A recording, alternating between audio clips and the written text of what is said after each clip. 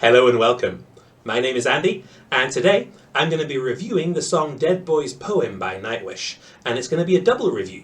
So firstly, let me make clear this is not a reaction video. I'm not going to be spontaneously reacting to these performances of a song that I know very well, but rather it's going to be a review.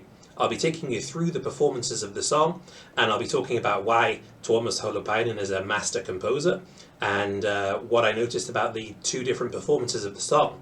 So firstly, we're going to go to the From Wishes to Eternity DVD, and we're going to check out that performance in Tampere in 2000, which was the accompanying tour to the album Wishmaster, from which the song is also taken. And then later on, we're going to take a look at the 2018 Decades performance of the song in Buenos Aires. And you're going to notice that between the first performance and the second, there are some personnel changes, some very significant ones in the band. Now, we'll talk about that later, but what I want to make clear right now is that I'm not here for a discussion about which singer's better, which drummer's better, which bassist is better. I really don't care about all of that. I'm a huge Nightwish fan, and I appreciate every single member of the band, past and present. I have no interest in debating who of the two vocalists is better, or the three, in fact, including Aneta, who hasn't sung this song. So I'm here to appreciate both live performances here. I'm here to appreciate all of the musicians involved in these performances. So if you're here for a debate on who's better, please take that debate somewhere else. This is not what I'm looking for here. Okay, so let's jump straight in and let's take a look at From Wishes to Eternity in the year 2000. Let's do this.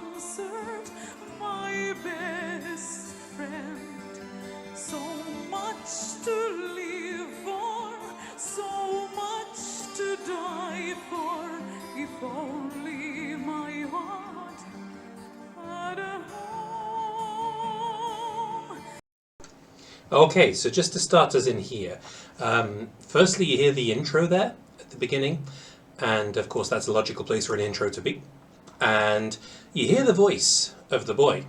Now this is something that's always really kind of puzzled me a little bit, because I heard that voice, and you'll hear later on that the boy speaks more, and I thought, I know that voice, and I realized that I also knew it from the song Beauty of the Beast from the Century Child album, and it's also featured in Bless the Child, and it's all the same person.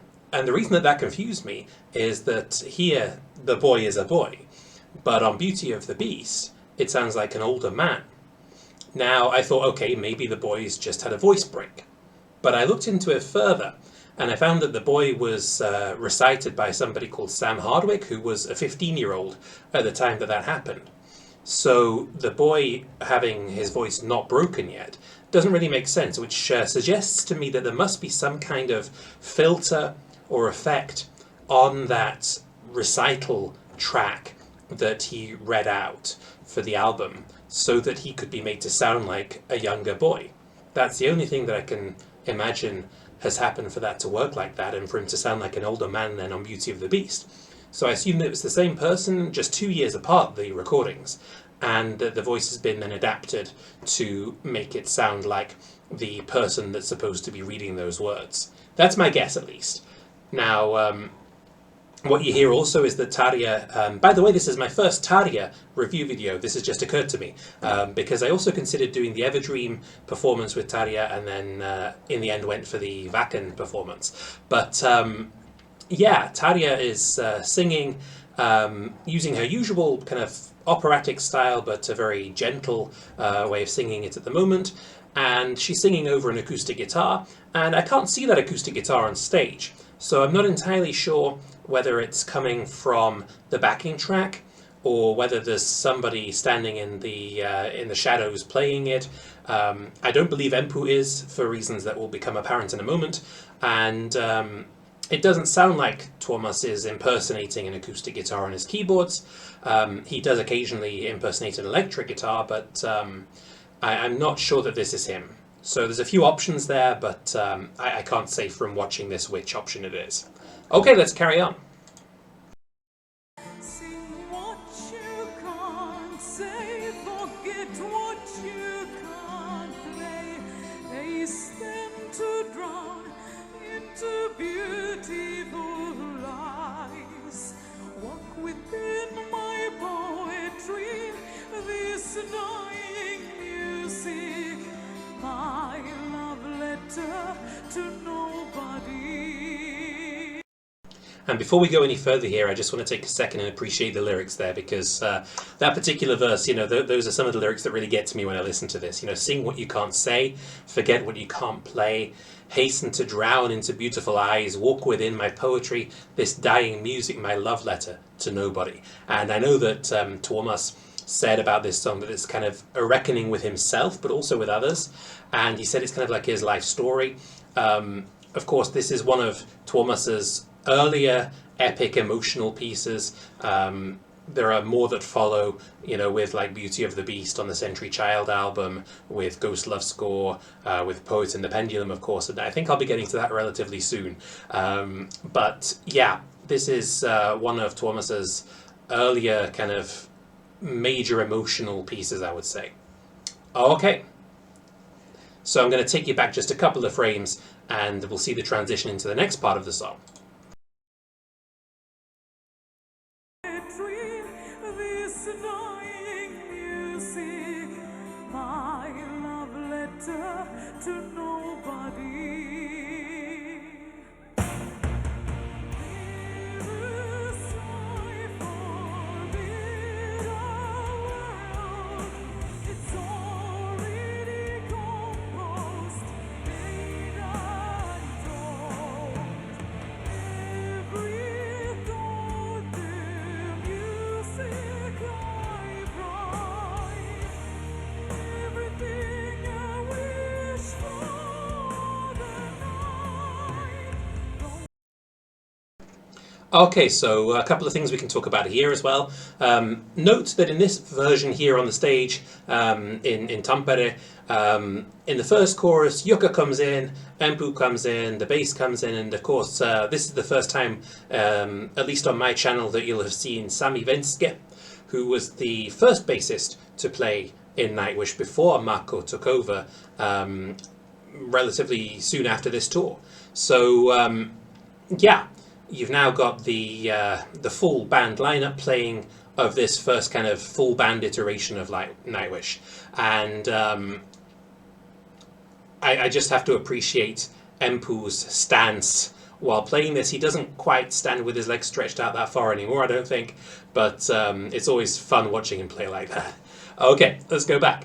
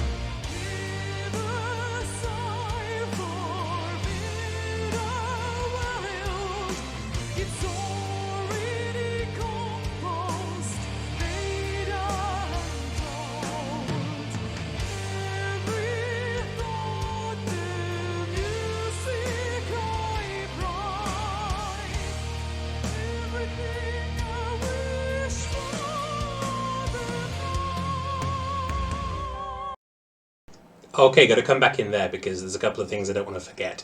So secondly, I mean, lyrically, there's some more really poignant lyrics going on there.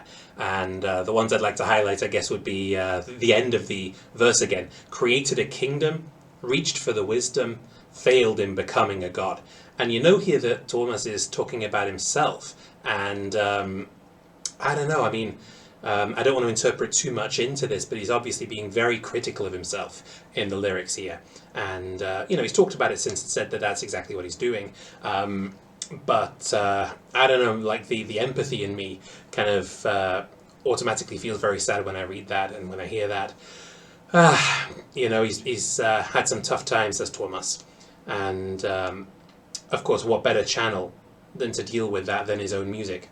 So when I look into lyric writing, I think back to the advice of Pat Pattison from Berklee College of Music, and he says that basically the best function for the verses is to tell a story, and the function of the chorus is to send out a message. And I think that's what Thomas is doing really well here. You know, I've talked about those lines in the verses that express this kind of sadness and the failure and this kind of thing. And then if you look at the chorus, the lyrics, you know, never sigh for better world. It's already composed, played and told. Every thought, the music I write, everything a wish for the night. And of course you've got a lovely little wordplay with Nightwish there as well. So I think that message is beautifully kind of encapsulated in that chorus. Okay, what I also want to mention is you hear how Tarja is singing, and there are also kind of backing vocals on the track coming from Tarja too. And this is something that I actually really quite like. I know that there are people who are kind of musical purists who say that there should be nothing on stage that isn't played by the band while they're standing there. But of course, with a composer like Thomas, there are so many instruments and parts that it would be impossible to go around touring like this and have all of those instruments on the stage playing live. And you see that more and more as he becomes more adventurous with the later albums as well. So it's pretty much impossible to bring everything onto the stage that is on the original versions. And I basically have no quibble with that. I would say that's fine. What you can't put on the stage, stick it on a track, that's fine by me. I've done it myself with my own music in a hard rock band that I've played with for a long time now. And there are just elements and instruments that you just can't get on the stage with you every time. So I'm cool with that, and it also means that you can get these wonderful backing vocals for Tarja in the choruses. And I really appreciate those. They just add an extra dimension to the music that she can't otherwise have on the stage, because the other musicians on the stage aren't singing backings. And so, yeah, I would say they're a great addition. And I know some disagree, but, you know, that's okay. YouTube is big enough for different views there, right? Okay, let's carry on. If you read this line, remember not the hand that wrote it. Remember only the verse, songmakers cry, though without tears. For I've given this its strength, and it has become my only strength. Comforting home, mother's lap, chance for immortality, where being wanted became a thrill. I never knew the sweet piano writing down my life.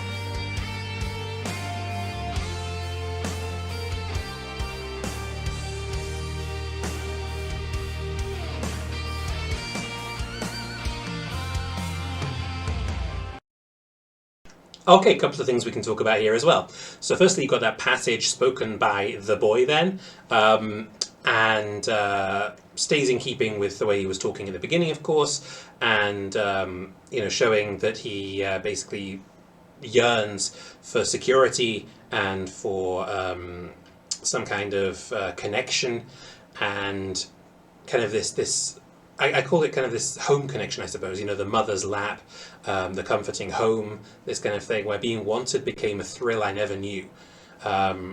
Still very, very sad, and of course the sweet piano writing down my life, this connection to his own music there.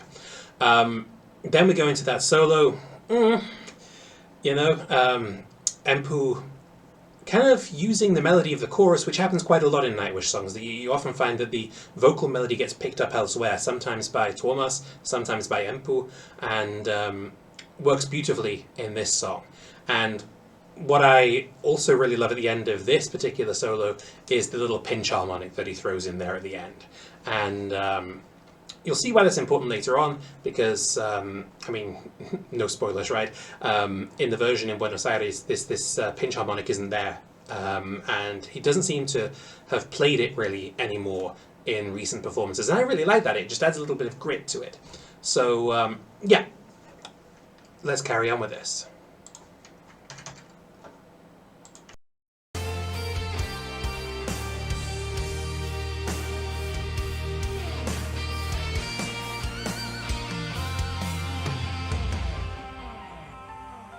Teach me passion, for I fear it's gone.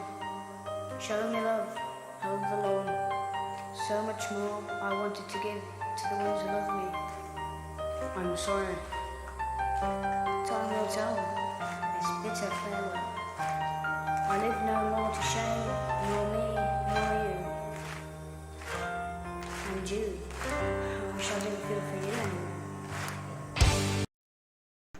Okay, and we'll definitely have that that first beat with Yuka on the drums there again, but this is kind of, the last major contribution of the boy in the song, and, just that very last line there, and you, I wish I didn't feel for you anymore. So that's kind of the boy's closing words here. Okay, and of course we have that reference to the Shakespeare sonnet, and of course I didn't think of this all by myself. I've seen the references to this online before. So this line, I live no more to shame, nor me, nor you. That's taken from one of Shakespeare's sonnets. So yeah, Thomas doing what he often does and referring back to all kinds of sources like literature, and that's just one example of that here. Okay, so I'll take us back in, and of course I haven't really mentioned Yuka very much, but I will do very soon, and you'll see why. Here we go. I live no more to shame, nor me, nor you. And you, I wish I didn't feel for you anymore.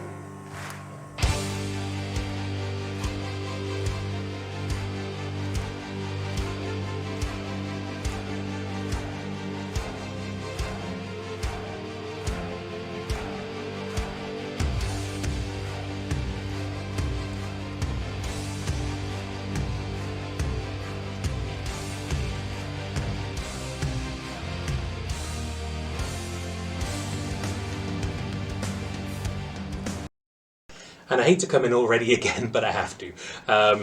So one thing that Yuka does here that I really like is he starts with that bass drum, and he starts with those cymbal crashes, and he's doing that on the first beat, and suddenly when he goes on to the toms, he turns the timing around, and he's playing the toms on the 1 and 2 and 3 and. So he flips the beat around, and in the part that you've just seen start here, he then goes back onto a kind of a fuller tom roll beat, which takes it back into that regular 4/4 and no longer on the offbeat. So really great drum playing strategy. It just shows what a genius Yuka is on the drums, and the power and the weight behind that bass drum when he starts that part is just astoundingly, it's impactful. And I mean, Yuka is known as being like a heavy hitter with all the emotion rather than it being more a technical thing. But he's actually got the full package of both, I would say. Okay.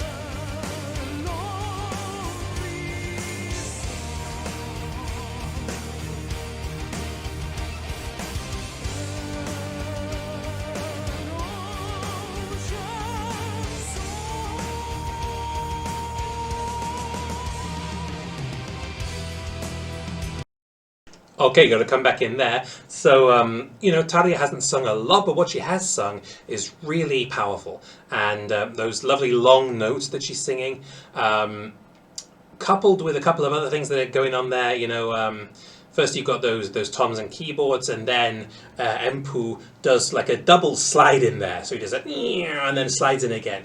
on the way into the first beat of the next bar.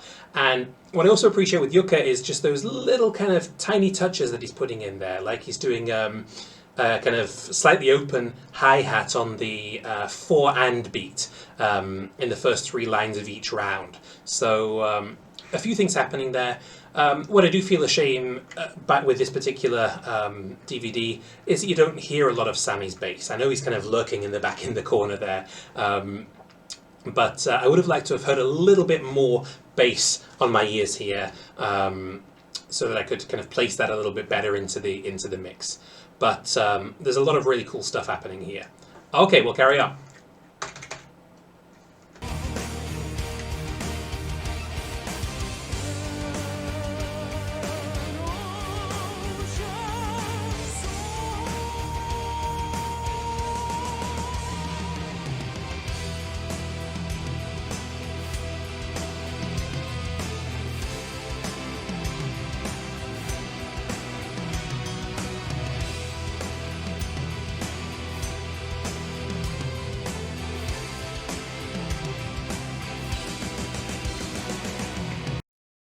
And I'm back in already again.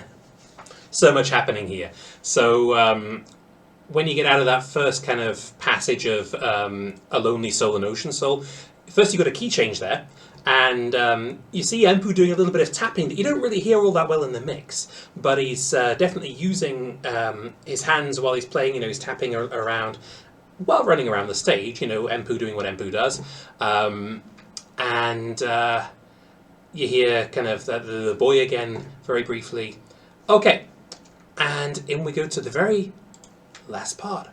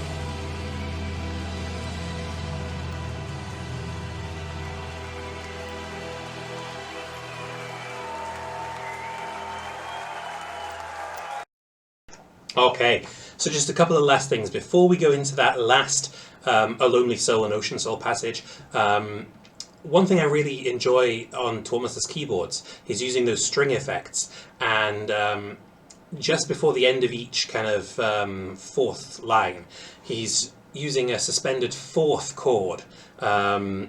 And just adding a little bit of tension in there by doing that. I'm not a major musical theorist, but I know that kind of having the 4th note in a scale immediately before the 3rd one, it just adds that little kind of bit of tension in there. And I really love that kind of transition from the 4th to the 3rd note in the scale. Works beautifully here. And then we have that last passage where Tarja has gone up an octave. So again, lots of power in there, a very bright vocal, and Yuka underneath with those tom fills, man, they're just amazing. I've got so much respect for Yuka, and just appreciate so much kind of his role in the orchestration of this, because he's a heavy hitter. It really kind of sticks in your ears when you hear it.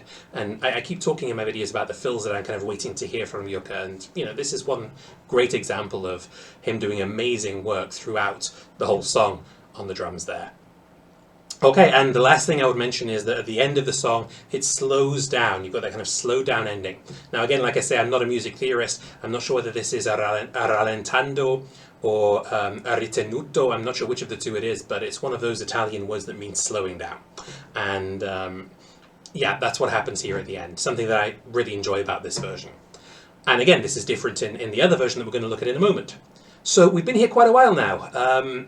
And I would like to then jump over and check out the 2018 Decades performance in Buenos Aires. Now, I don't think my review is going to be quite as long as this one, because here we've spent quite a bit of time talking about the lyrics as well, and about the role of the boy in the recordings, and we don't need to do that in the second part. So stick with me and we'll check out the 2018 performance. I'll be back. Okay, ready to go now with the 2018 performance of Dead Boy's Poem from the Decades tour. So we have Flor Jansen now on vocals, we have Marco on the bass, we now have Kai on the drums, and we also have the addition of Troy. And we'll see what he brings to the table as well in this particular version. And yeah, let's see what the first obvious change is when we start this.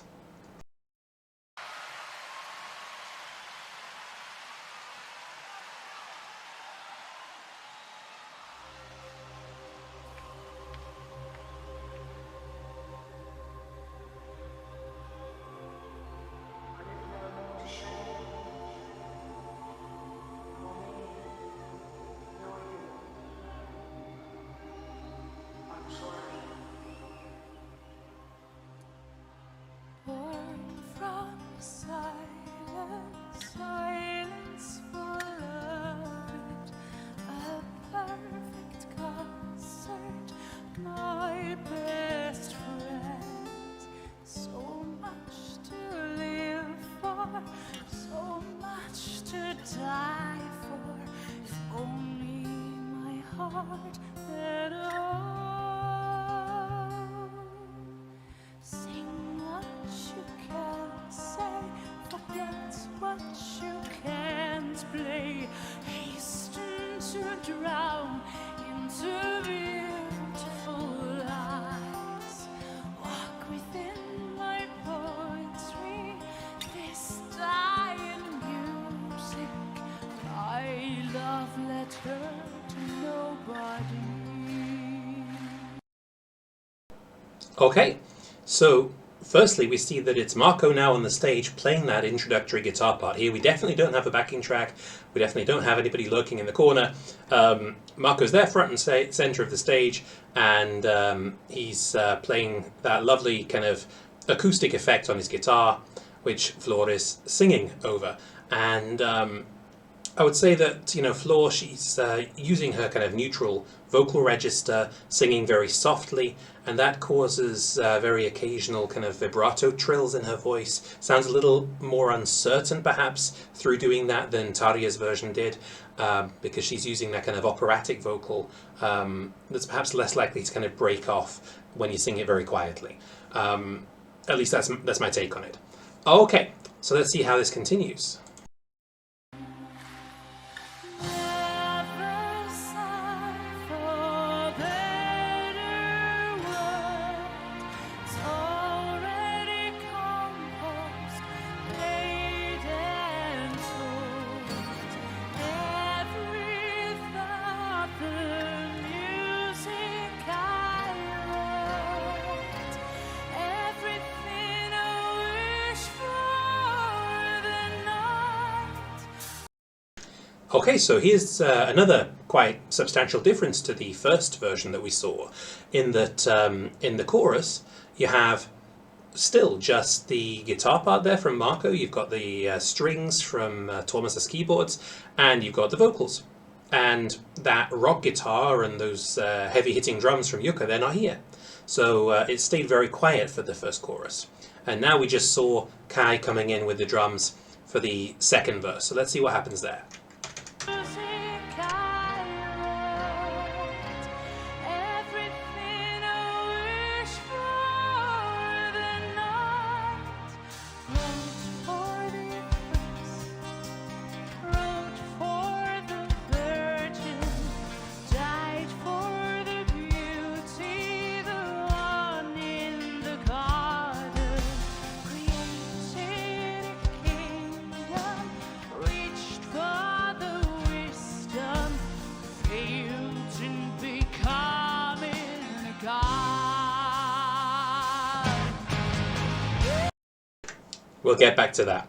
So in the second verse, it's still relatively quiet, but the drums are there. And what I quite enjoy about that is that Kai's using his tambourine on the fourth beat of the bar. That's an effect I've seen from quite a few bands that I enjoy listening to, and I've used it occasionally with the drum tracks on some of my songs.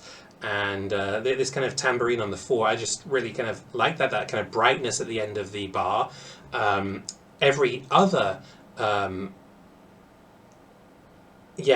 bar, Kai is playing, I'm not sure what it is on the fourth beat. It sounds like some kind of triggered drum sample effect, but that's also a really good mix between those two sounds. Okay.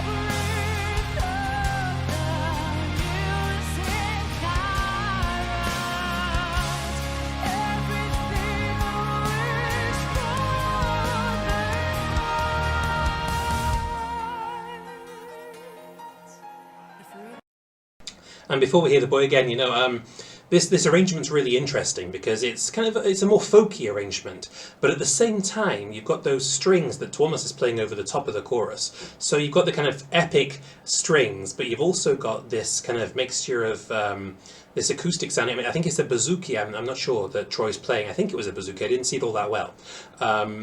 But you've got that kind of folk effect then as well that Troy really brings to the table with Nightwish. So that's really interesting as well.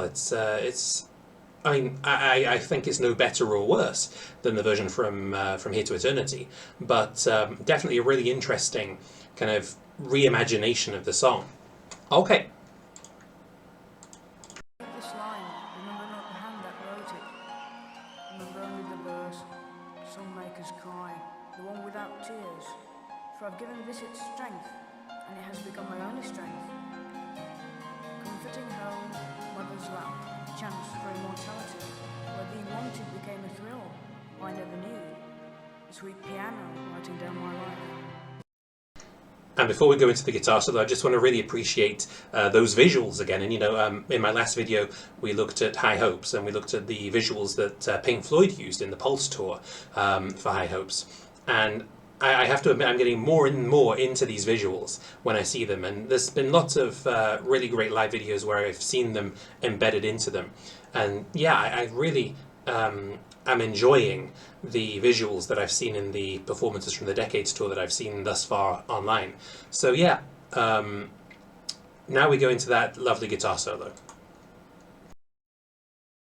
A thrill, I never knew. A sweet piano writing down my life.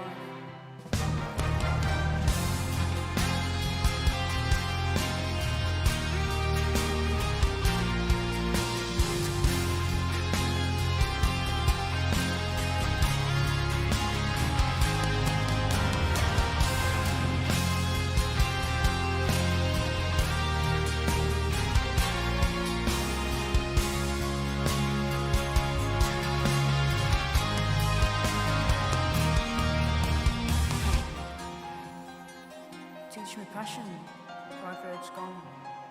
Show me love, hold the long. So much more I wanted to give to the ones who love me. I'm sorry. Time will tell, this bitter farewell. I live no more to shame, nor me, nor you.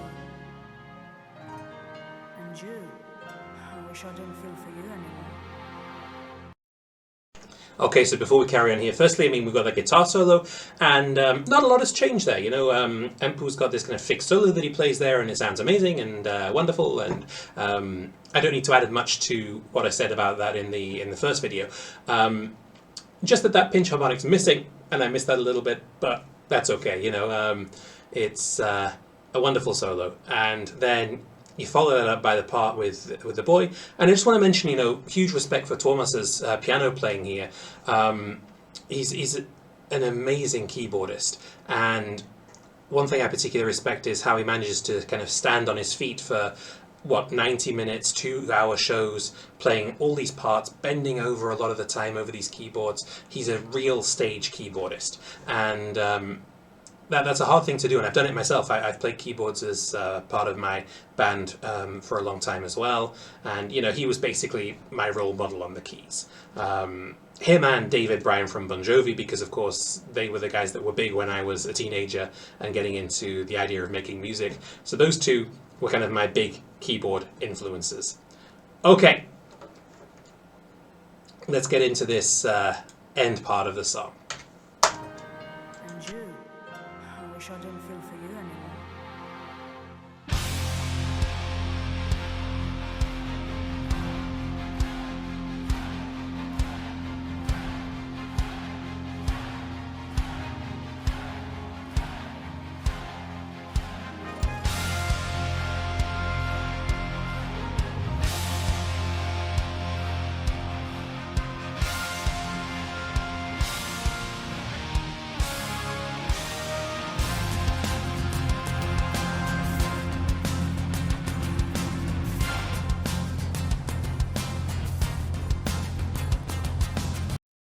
And before Flo comes in to sing, I just want to talk about the drum part that I was telling you about before.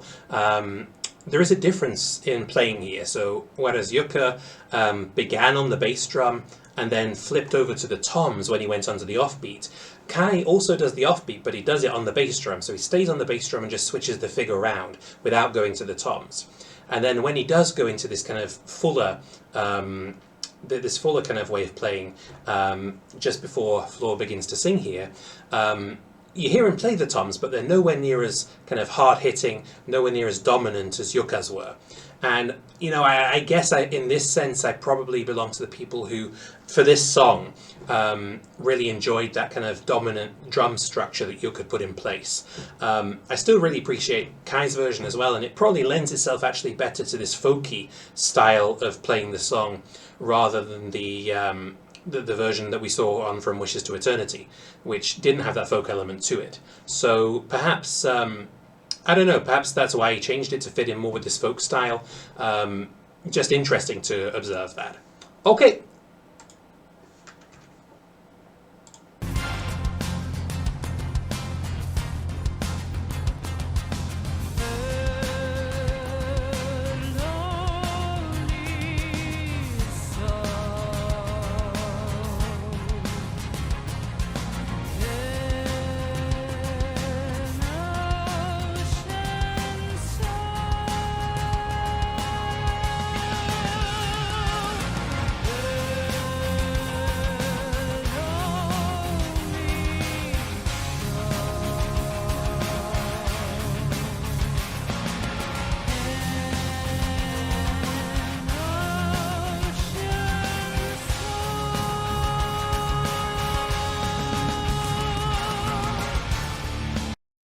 That's also quite interesting. I mean, structurally it's pretty much the same as it was before, but what I also notice is that in that particular part you don't hear a lot of keyboards, you hear a little bit individual notes, kind of synth style notes, and then almost sounding more like brass effects going over that part. So those epic strings that we heard in the last version, they're not quite as pronounced here.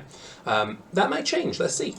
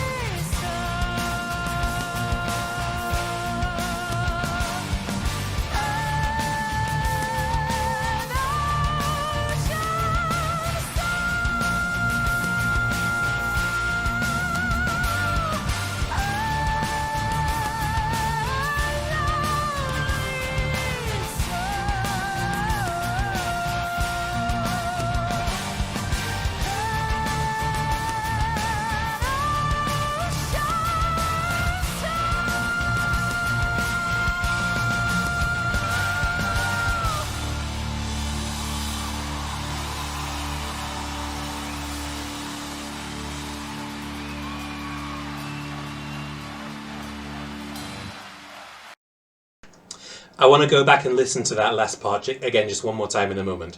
But first let me tell you a couple of things. So firstly, of course, you see Flor does the same thing as Tarja did, but of course with her own very unique style of singing, which is going from a lower octave to a higher octave from the first instance of those lyrics to the second. And some really, really good vocal acrobatics there going on. And that last note, really just kind of piercing note at the end there, fantastic. Arrangement wise, what's also interesting is at the end of each line, so at the end of each An Ocean Soul, A Lonely Soul, you'll hear that the drums and the keyboards are now playing a figure at the end of every line that they didn't play in the version from Wishes to Eternity.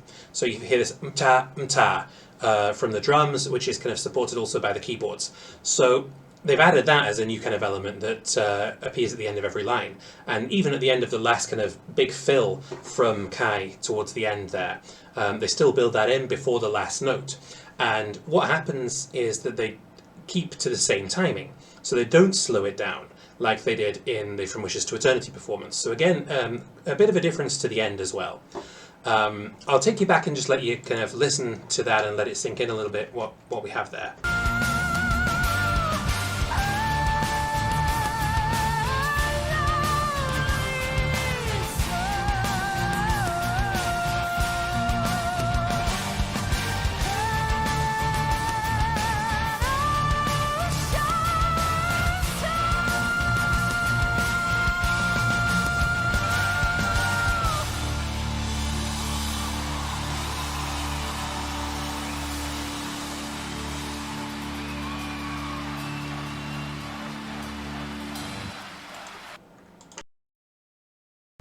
Okay, so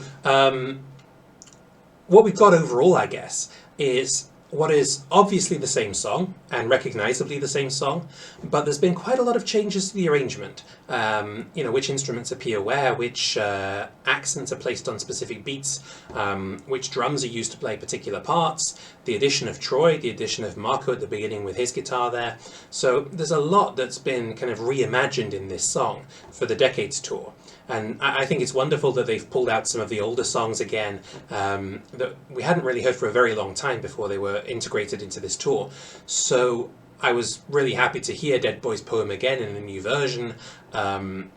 A lot of personnel changes there, obviously, and I'm really glad that in this particular review video we've now had almost all past and present members of Nightwish. So we've had Sammy on the bass, we've had Tarja singing, we've had Marco on the bass, we've had Flor singing, we've had the addition of Troy, we've had Jukka and Kai on the drums. The only past member of Nightwish we haven't really had in this video at all is Aneta, and of course that's because there's no version of her singing this song.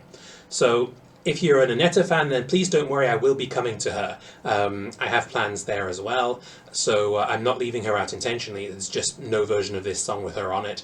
But don't worry, I will come back to her, and I will have versions of songs with all three vocalists of Nightwish involved in them. Okay, so that I think rounds up my review of Dead Boy's Poem from both performances.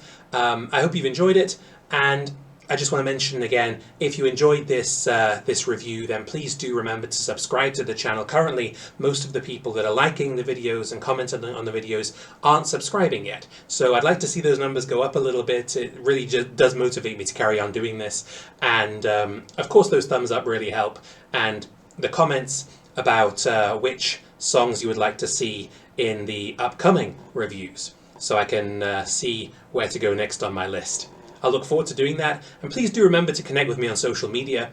I'm Andy Jones Official, both here on YouTube but also on Facebook, on Instagram, and on TikTok even now, where you'll find me playing a little bit of my own music as well, and you can see whether you're into that too.